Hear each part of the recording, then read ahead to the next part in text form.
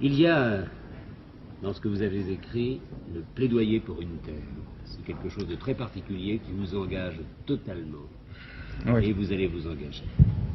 Bien. Alors, pour s'engager, il faut mettre les lunettes.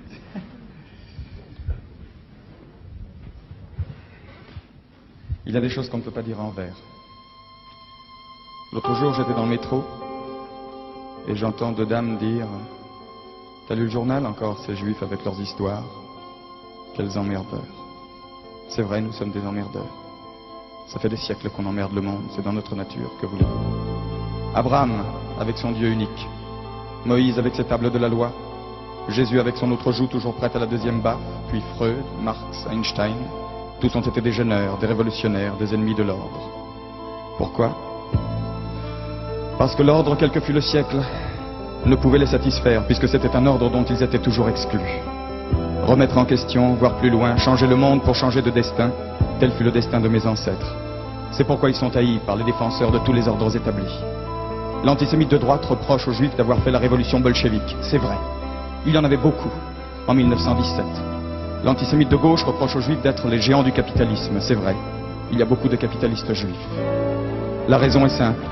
La culture, la religion, l'idée révolutionnaire d'un côté, les portefeuilles et les banques de l'autre, sont les seules valeurs transportables, les seules patries possibles pour ceux qui n'ont pas de patrie. Et maintenant, aujourd'hui qu'il en existe une, l'antisémitisme renaît de ses cendres, pardon, de nos cendres, et s'appelle antisionisme. Il s'applique aux individus, il s'applique à une nation. Israël est devenu un ghetto, Jérusalem c'est Varsovie. Les nazis qui nous assiègent parlent arabe, et si leur croissance se déguise parfois en faucille, c'est pour mieux piéger les gauches du monde entier. Moi qui suis un juif de gauche, je n'en ai rien à faire d'une certaine gauche qui veut libérer tous les hommes aux dépens de certains d'entre eux. Car je suis précisément de ceux-là, d'accord pour la lutte des classes, mais aussi pour le combat et le droit à la différence. Si elle veut me compter parmi les siens, la gauche ne peut pas faire l'économie de mon problème. Et mon problème est simple.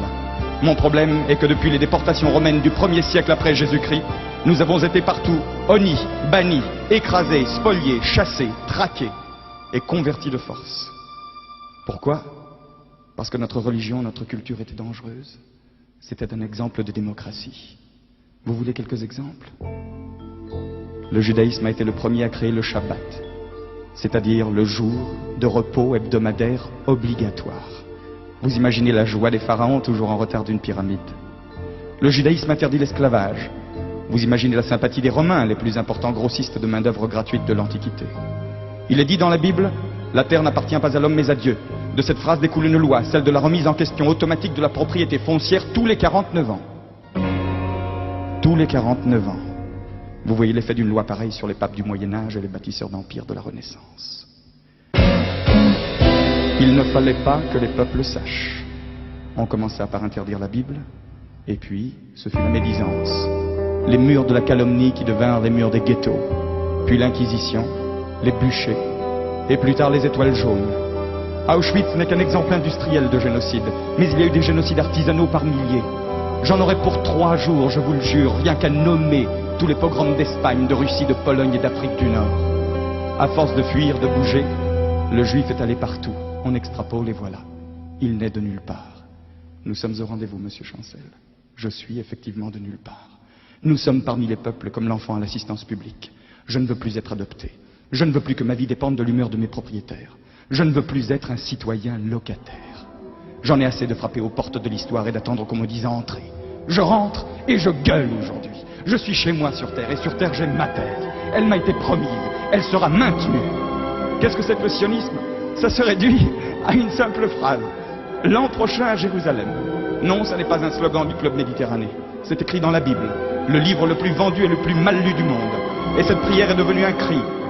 Un cri qui a aujourd'hui plus de 2000 ans. Et le père de Christophe Colomb, celui de Kafka, celui de Proust, celui de Chagall, celui de Marx, d'Einstein et même de M. Kissinger l'ont répété ce cri au moins une fois par an le jour de Pâques. Alors le sionisme c'est du racisme? Mais faites-moi rire. Est-ce que 12 France, cher pays de mon enfance, est un hymne raciste? Le sionisme c'est le nom d'un combat de libération. Dans le monde chacun a ses juifs. Les Français ont les leurs, ce sont les Bretons, les Occitans, les travailleurs immigrés. Les Italiens ont les Siciliens, les Yankees ont leurs Noirs, les Espagnols ont leurs Basques. Nous, on a une prérogative. Nous sommes les Juifs de tous. À ceux qui me disent, et les Palestiniens? Je réponds, je suis un Palestinien d'il y a 2000 ans. Je suis l'opprimé le plus vieux du monde. opprimés et quelquefois et souvent même supprimés. Je discuterai donc avec eux, mais je ne leur céderai pas ma place. Il y a là-bas de la place pour 2 peuples et pour 2 pays, pour 2 nations. Les frontières seront à discuter ensemble, mais l'existence d'un pays ne peut en aucun cas exclure l'existence d'un autre. Et les options politiques d'un gouvernement n'ont jamais mis en cause l'existence d'une nation. Alors pourquoi Israël? Quand Israël sera hors de danger, je choisirai parmi les Juifs et mes voisins arabes ceux qui me sont frères par les idées. Aujourd'hui, je me dois d'être solidaire avec tous les miens, même ceux que je déteste, au nom d'un ennemi insurmontable, le racisme. Descartes avait tort. Je pense donc je suis. Ça ne veut rien dire.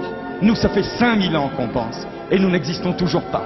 Je me défends, donc je suis.